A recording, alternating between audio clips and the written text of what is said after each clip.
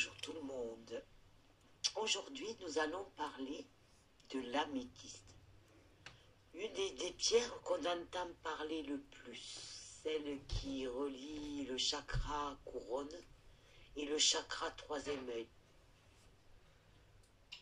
Parlons de l'améthyste. Ma vision, comme d'habitude, je me laisse guider pour vous expliquer l'améthyste. On vous amènera souvent à l'hypothérapie à vous servir de l'améthyste comme une pierre très spirituelle. C'est une pierre qui est principalement la pierre qui vous relie à votre septième chakra, la pierre du chakra coronal. Mais pas que ça.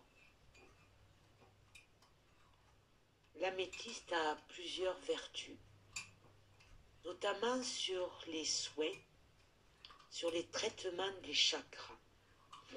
Elle a la faculté de réénergiser en une seule pierre la vertu, cette propriété qu'elle a, et de régénérer tous vos chakras.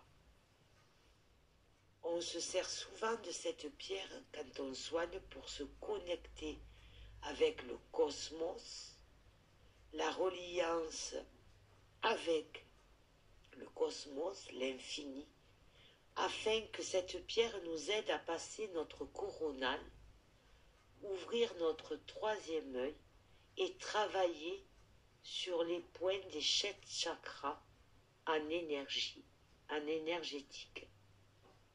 En tout cas, moi, je m'en sers pour ça. C'est-à-dire que bien souvent, sur ma table de soins, je vais positionner une améthyste sur le coronal de mon patient avant d'attaquer un soin d'équilibrage énergétique.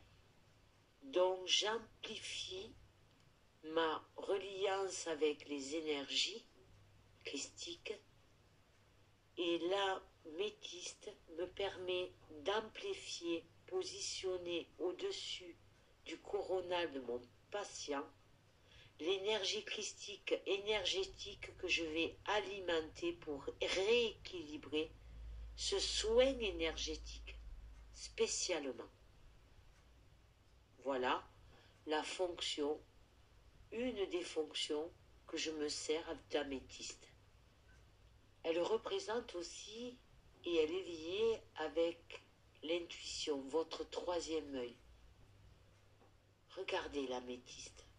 Bien sûr, il y a plusieurs couleurs, car ça dépendra de la région dont elle vient, bien entendu. Mais elle représente quand même la couleur de votre troisième œil dans les chakras. Mais pour moi, elle aura encore une fonction que je me servirai énergétiquement quand je travaillerai en amplitude sur le plexus solaire. L'améthyste va m'aider à amplifier le plexus solaire quand j'aurai besoin de faire un travail sur une personne ou sur moi-même dans les intentions sur le plexus solaire. Dans une maison, vous pourrez la positionner au centre d'un foyer pour amener la communication, l'ouverture du dialogue, de l'échange dans l'harmonie.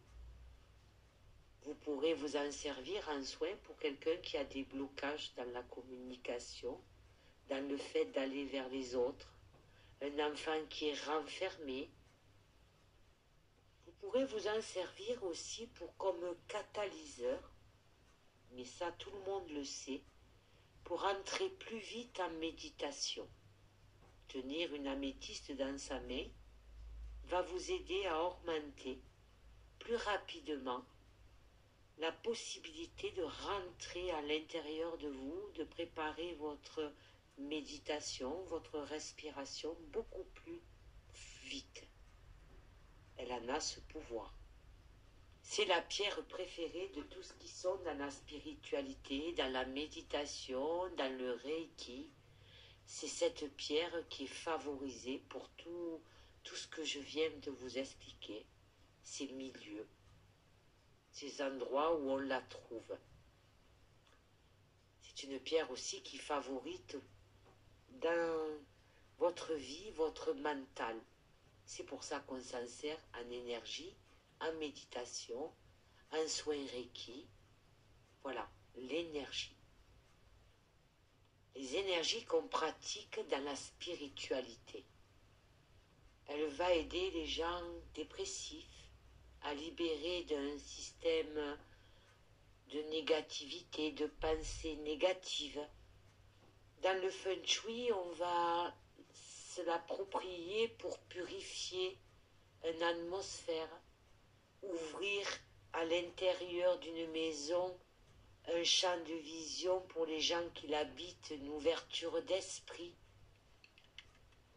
Ça, c'est son côté feng shui, chamanique, dans l'environnement d'une habitation, pour les gens qui s'y trouvent, le chi, ramener l'énergie à l'intérieur de là où vous habitez. On s'en sert beaucoup en feng shui. Le feng shui m'a servi beaucoup quand dans ma vie j'ai été décoratrice d'intérieur, où je jouais avec les couleurs, où grâce à ce métier j'amenais un autre environnement, une autre énergie dans les maisons que je relookais. Les pierres m'ont servi à joindre toujours mon métier, mes métiers, comme celui-là, d'être décoratrice d'intérieur. Ça m'a amené dans la lithothérapie où j'y étais déjà, ça m'a amené dans le feng shui où j'y suis rentrée pour mettre en place ce chi en refaisant ces appartements, ces décorations. Et l'améthyste était une pierre dont je me servais quand j'étais décoratrice, que je refaisais les intérieurs. On va mettre souvent cette pierre dans une chambre, surtout une chambre des enfants, car elle va amener la paix et la sérénité dans le sommeil. Elle est prédestinée aux personnes qui font souvent des rêves prémonitoires. Et dans ces rêves, elle va vous aider à développer l'intuition. Elle amènera l'énergie dans votre compréhension. Elle apaisera et amènera le calme dans une nuit paisible. Vous trouverez souvent des améthystes dans les chambres des enfants ou dans les vôtres, mais il est bien, une fois de plus, de les mettre dans les 4 points cardinaux de la pièce et les prendre polis. Moi, quand je fais ce travail pour vous, que je les charge pour vous, pour ce feng shui, pour ce chi, où on régénère votre intérieur, votre environnement, ou souvent aussi sur des terrains, je préfère prendre des pierres polies. Et ça, c'est une question de goût et d'intention. Quand je travaille, je différencie les pierres, soit polies, soit brutes. Voilà, c'est ma façon à moi, en géobiologie, ou en réénergisant une pièce, je prends toujours des pierres polies. On va dire aussi qu'elle a la faculté de détendre les relations chaotiques, les relations tumultueuses. C'est pour ça que souvent vous la trouverez aussi au centre d'un salon, là où les gens communiquent, là où les gens se rassemblent.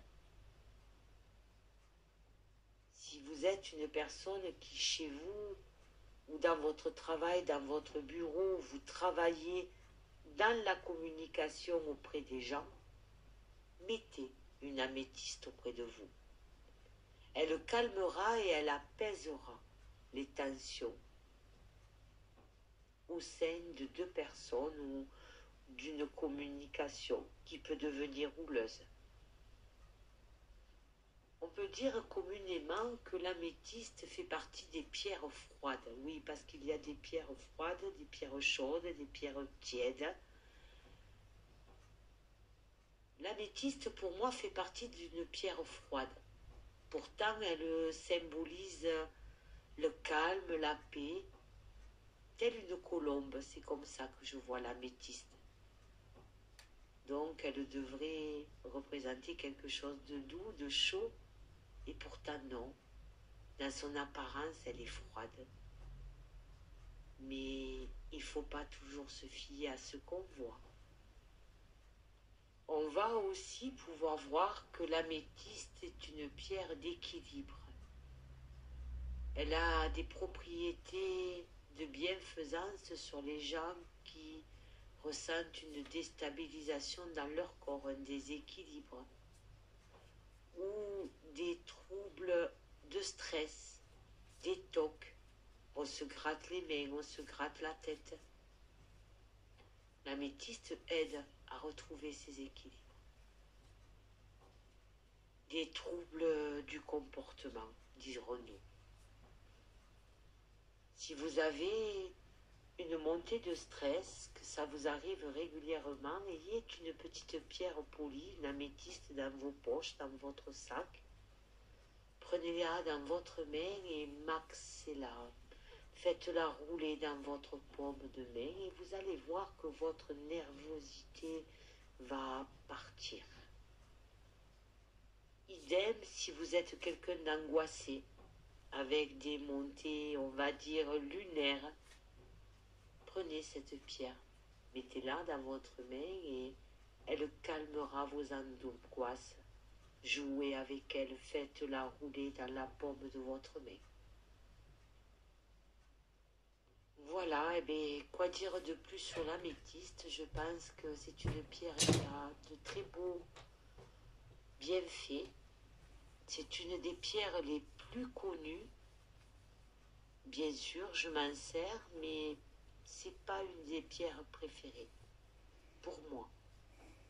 Mais je m'en sers, bien entendu. Voilà, merci ce petit partage. Je continuerai d'autres podcasts sur les pierres. J'espère qu'ils vous apportent autant que ce qui m'apporte de vous les partager. Bienvenue sur la chaîne de Cat Lune, thérapeute holistique pour ceux qui ne me connaissent pas. Heureux de vous rencontrer, heureux de partager avec vous quelques petits enseignements dans ma profession et peut-être celle qui va être la vôtre bientôt. Nous nous préparons à d'autres visions, d'autres travaux, d'autres façons de guérir. On grandit, on va dans un champ visionnaire maintenant des choses. Et c'est dans ce sens-là que je vous fais partager mes connaissances sur la lithothérapie et sur bien d'autres choses. Car si vous êtes à regarder tout ça, c'est que vous avez pris conscience de plein de choses. Et c'est ça le but de mes vidéos.